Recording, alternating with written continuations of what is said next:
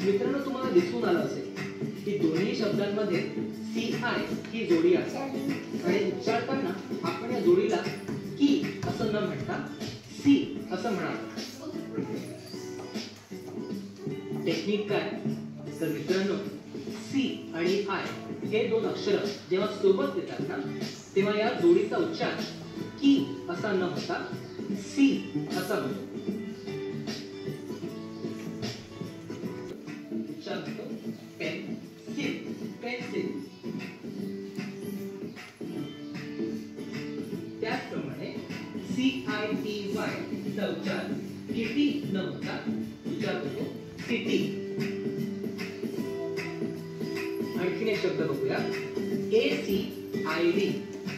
आता यात ए चा आवाज होतो ऍ, CI चा आवाज होतो सी आणि डी चा आवाज होतो ड.